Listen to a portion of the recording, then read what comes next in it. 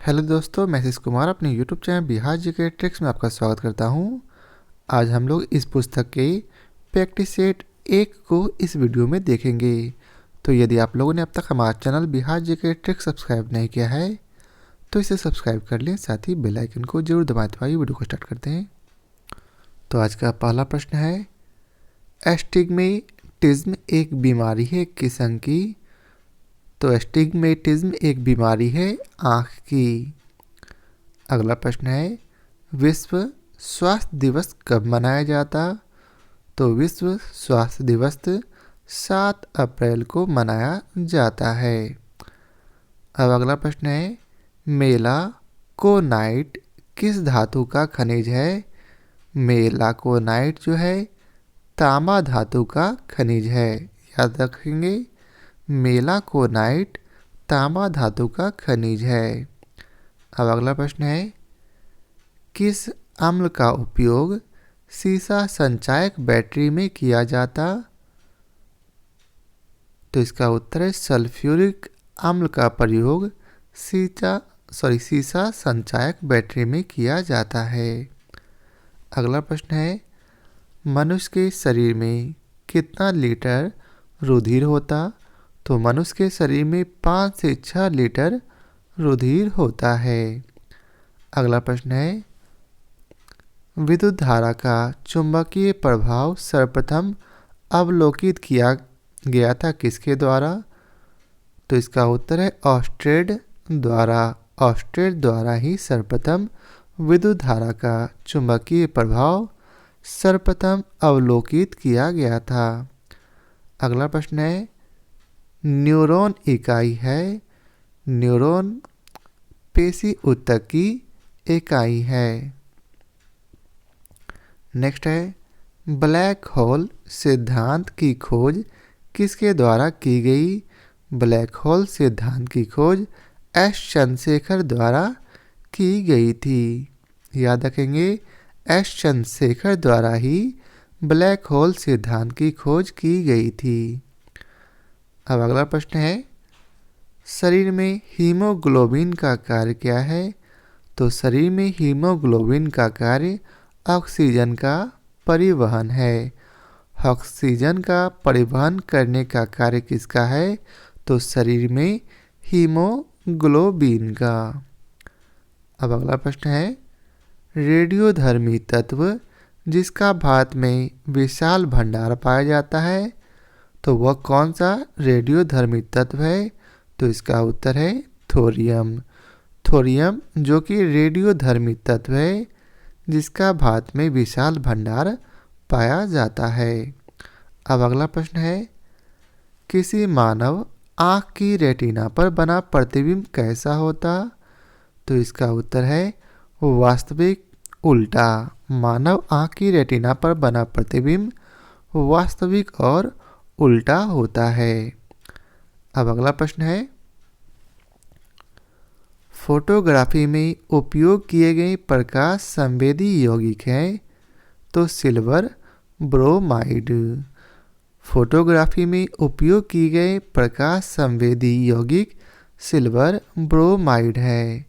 अगला प्रश्न है, हमारे भोजन में संरचनात्मक खाद्य पदार्थ है कौन सा?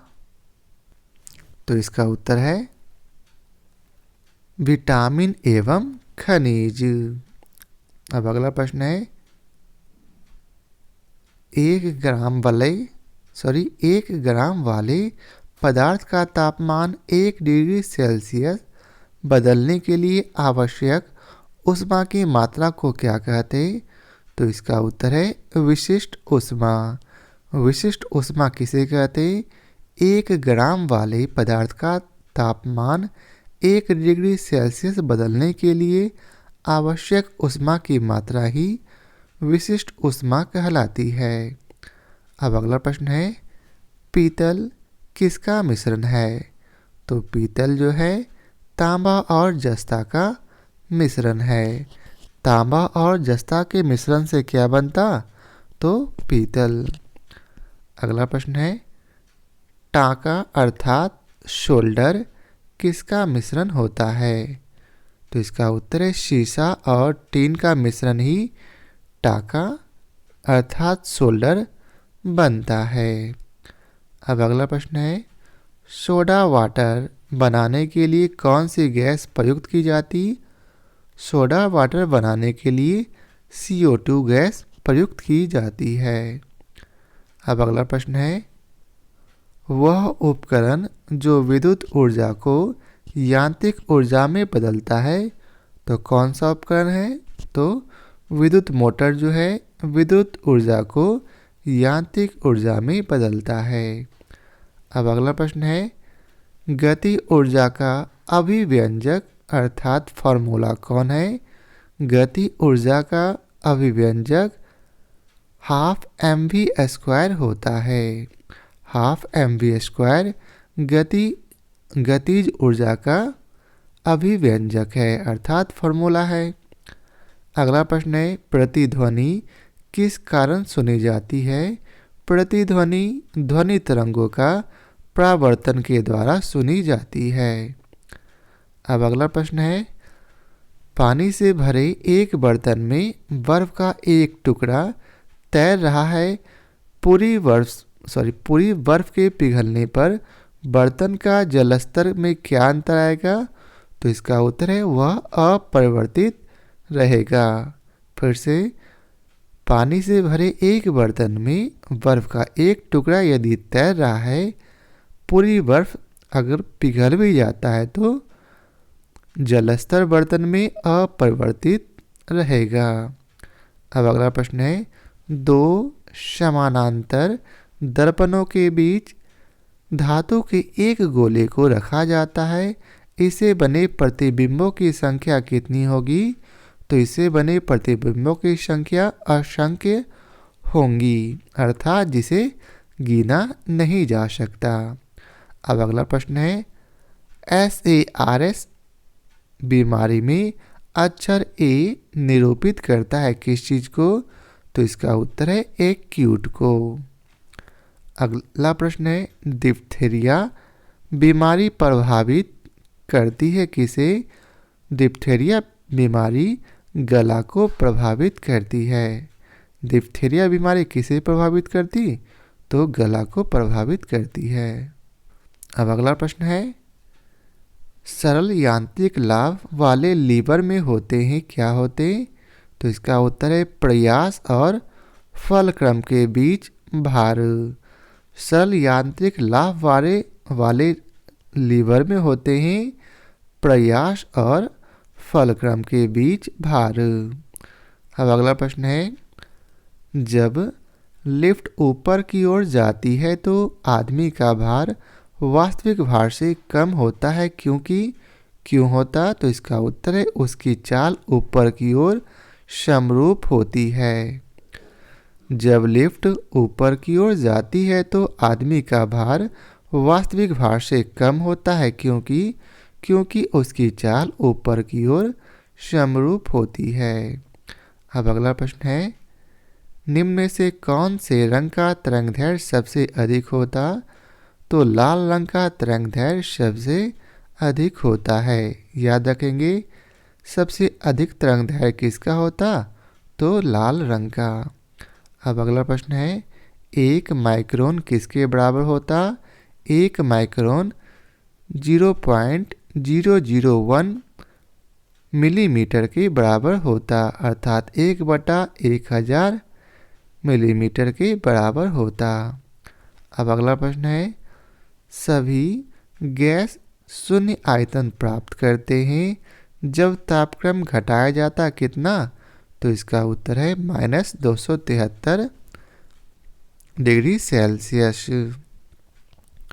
अब अगला प्रश्न है, एसिड अर्थात अम्ल बदलता है? तो इसका उत्तर है नीले लिटमस को लाल में। एसिड बदलता है नीले लिटमस को लाल में। अब अगला प्रश्न है, चीनी के घोल में तापक्रम बढ़ाने पर चीनी की विलेयता क्या होगी?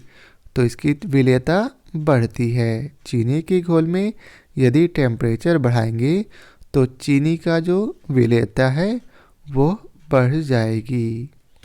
अब अगला प्रश्न है, कार्बन का शुद्धतम रूप कौन सा है? कार्बन का शुद्धतम रूप हीरा है। हीरा जो है कार्बन का शुद्धतम रूप है। अब अगला प्रश्न है, निम्नांकित में से कौन सा तत्व सर्वाधिक यौगिकों में मौजूद रहता? तो इसका उत्तर है कार्बन जो है सर्वाधिक यौगिकों में मजबूत रहता है, जो कि कार्बनिक तत्व है। अब अगला प्रश्न है, कौन सी गैस का आवरण सूर्य से निकली पराबैंगनी विकिरण को अवशोषित करता? तो इसका उत्तर है ओजोन गैस का आवरण सूर्य से निकली पराबैंगनी विकिरण को अवशोषित करता है। अब अगला प्रश्न है, मायोपिया आँख किसके प्रयोग द्वारा ठीक किया जा सकता? तो मायोपिया अवतल लेंस के द्वारा ठीक किया जाता है।